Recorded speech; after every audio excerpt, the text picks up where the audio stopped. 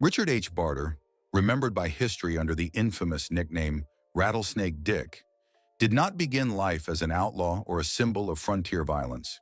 He was born around 1833 in Quebec, then part of Lower Canada, to a British Army officer and a French-Canadian mother. His childhood was marked by discipline, cultural duality, and early responsibility. But whatever stability existed in those early years collapsed when both of his parents died while he was still young. By the early 1850s, with little family left to anchor him and no clear future in Canada, Barter made the decision that countless restless men of his generation would also make. He went west. In 1850, Barter joined his older brother and his cousin, John Cross, on the long and punishing journey into the United States.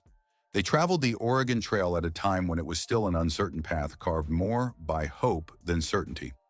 Along the way, Barter's sister chose a quieter future, settling in Sweet Home, Oregon, near what would later become the college town of Corvallis.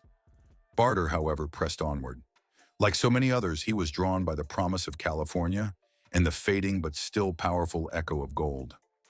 By the spring of 1851, Barter arrived in the Sierra foothills and settled at a place known as Rattlesnake Bar, a mining camp perched along the North Fork of the American River.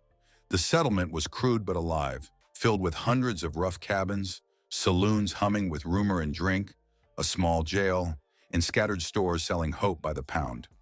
It was a place where men believed fortune was still buried just one claim away. Barter and his companions claimed an abandoned cabin and set to work. They labored hard, digging and panning, convinced that persistence would eventually pay off. It never did. The richest deposits had already been taken, and each month yielded less than the one before. After a year of disappointment, Barter's brother and cousin gave up. They accepted his sister's invitation and headed north to Oregon, choosing family over fantasy. Barter stayed. Something in him refused to leave empty-handed.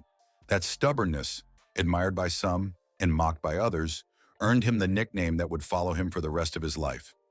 Fellow miners, noting both his persistence and his growing edge, began calling him Rattlesnake Dick, a name meant as much in jest as in warning. Local accounts from Nevada County paint a complicated portrait of Barter during this period. He was described as intelligent and observant, capable of charm, but also increasingly self-interested. He helped when it suited him, but trust did not come easily. One chronicler later wrote that Barter was not born bad so much as shaped by circumstance, a man who learned early that survival in the goldfields rewarded cunning more than virtue. That fragile balance broke in 1853. Barter was accused of stealing goods from a nearby dry goods store. Though he was acquitted, the accusation itself planted a seed of suspicion that would never fully disappear. Soon after, lawman John Boggs charged him again, this time with animal theft. Barter protested his innocence, and history would later suggest he was telling the truth. The missing animal was found, and the real thief identified. But by then it didn't matter. Barter was convicted and sentenced to 2 years in prison. Though he was released early, the damage was permanent. In the mining camps, reputation was currency, and Barter's was now worthless. No acquittal could undo the whispers. No explanation could erase the doubt. He was marked. Trying to outrun his past, Barter reinvented himself under the name Dick Woods and moved north to Shasta County. He returned to mining along the Trinity River system, Lewiston, the South Fork, French Gulch, scraping out a living alongside men who asked fewer questions. For a time, it almost worked. He found companionship, even moments of belonging. But news traveled faster than geography. Men from Rattlesnake Bar arrived, carrying stories with them. Old accusations were retold as fact. Suspicion spread. Once again, Barter became an outsider. By the mid-1850s, isolation had hardened into desperation. Living near Red Bluff, Barter crossed a line that could not be uncrossed. His first confirmed robbery netted him $400, a fortune at the time. He did not flee anonymously. He introduced himself to his victim with deliberate theatricality, calling himself Rattlesnake Dick, pirate of the placers. The name was no longer a joke. Crime came easily after that. Barter stole cattle and horses, skimmed gold dust from mining operations, and robbed camps, travelers, and businesses with growing confidence. But it was as a highwayman that he truly made his name. targeting stagecoaches and supply trains across the Sierra foothills for nearly 6 years. Each success emboldened him. Each escape reinforced the belief that he was untouchable. In March of 1856, Barter became involved with Tom Bell's gang in a plan to intercept a pack train carrying gold through the Trinity Mountains. Though Barter did not take part directly, 3 members of the gang carried out the robbery, seizing an enormous sum. It was a turning point. Barter saw that organized crime, not opportunistic theft, offered the greatest reward. That summer, he formed his own gang. The group was a collection of hardened men, each with a reputation earned through violence or theft. George Skinner, a convicted robber, his brother Cyrus, a fugitive thief, Big Dolph Newton, known for horse stealing, Romero, an Italian associate, Bill Carter, a deadly marksman, Jack Phillips, a tavern owner with underworld connections who served as an informant, warning Barter when law enforcement drew close.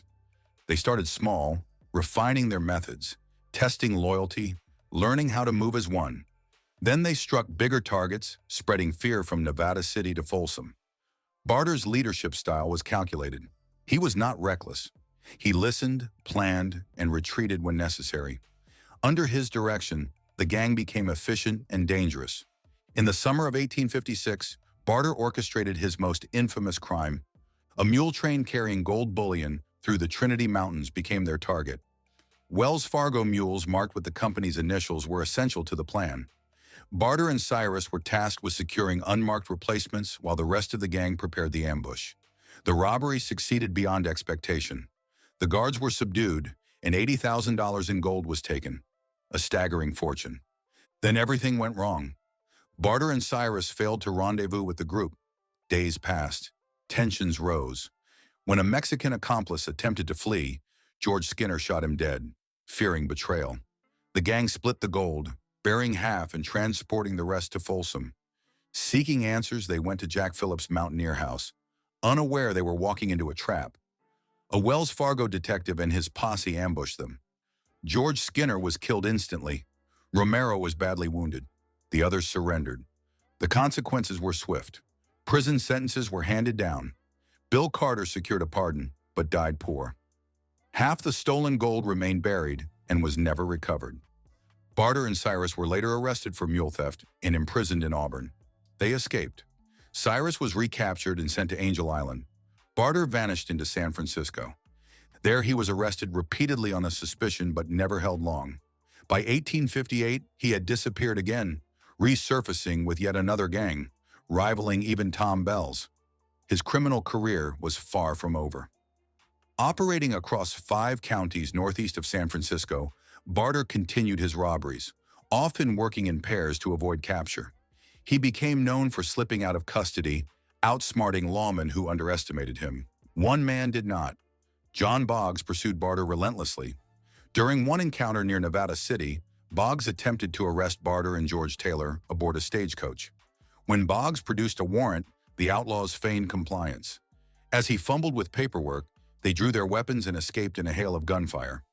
Barter's luck ran out on July 11, 1859. In Auburn, while drinking with his partner Alec Wright, someone recognized him and alerted authorities. A small posse formed quickly. Near the railroad station, Sheriff George Johnston confronted Barter and demanded surrender. Barter answered with gunfire, wounding Johnston's hand and severing a finger. Johnston fired back, striking Barter in the chest. Still, Barter ran. As he fled, he continued firing, killing Deputy Tax Collector George Martin. Wounded, bleeding, and exhausted, Barter collapsed a mile from the initial skirmish. Before dying, he reportedly wrote a final message in blood, declaring that Rattlesnake Dick dies but never surrenders. By morning, his body was found covered with a horse blanket, 2 chest wounds, a fatal headshot. Nearby, his horse wandered riderless. Among his possessions was a letter from his sister Harriet, written months earlier from Oregon. She begged him to abandon crime and return to his family. He never did.